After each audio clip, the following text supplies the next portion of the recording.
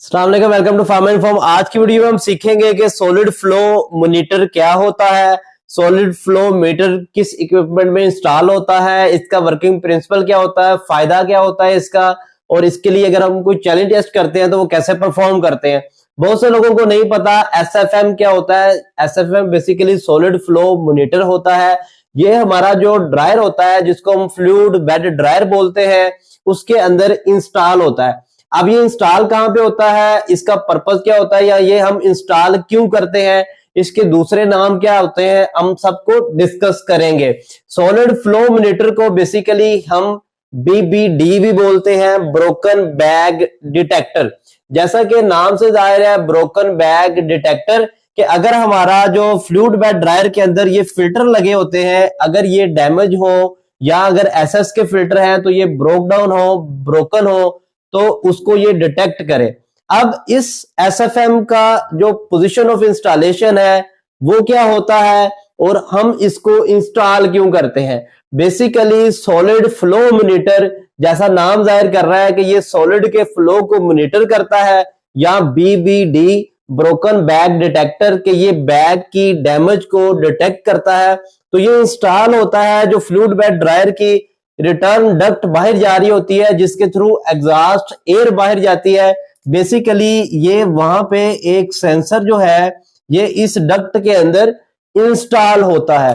अब इसका पर्पस क्या होगा, सादा सा पर्पस है कि अगर हमारा जो फ्लूइड बेड ड्रायर के अंदर फिल्टर बैग लगा हुआ है उसमें अगर कोई होल हो गया है या वो डैमेज हो गया है, तो जाहिर बात है कि हमारी जो प्रोडक्ट है वो उस होल के थ्रू एस्केप होगी। मीन अगर हमारा यहाँ पे फ्लूइड बेड ड्रायर के अंदर जो फिंगर बैग लगा है वो रप्चर हो गया है, तो उस रप्चर पॉकेट के थ्रू या उस रप्चर फिल्टर बैग के थ्रू हमारा पाउडर जो है वो भी एयर के साथ लॉस होगा और बाहर जाएगा। तो अगर ये एसएफएम यहाँ पे हमारा लगा होगा सॉलिड फ्लो मॉनिटर या ब्रोकन बैग डिटेक्टर, तो वो ये डिटेक्ट करेगा कि हमारा पाउडर भी जो है वो एयर के साथ इस डक्ट से बाहर जा रहा है। तो जैसे ही ये पाउडर हमारे सेंसर की प्रोब के साथ कांटेक्ट में आएगा तो ये जो एसएफएम है ये एक सिग्नल भेजेगा बेसिकली हमारे अलार्म सिस्टम को और एफबीडी को। तो ये एफबीडी को शट डाउन कर देगा और जो अलार्म है वो बीप करेगा, जिसका मतलब ये होगा कि हमारा जो पाउडर है वो भी एग्जॉस्ट डक्ट के थ्रू बाहर जा रहा है और हमारा जो बैग है वो रप्चर हो गया है, फट गया है, या उसके अंदर कोई पिन होल है।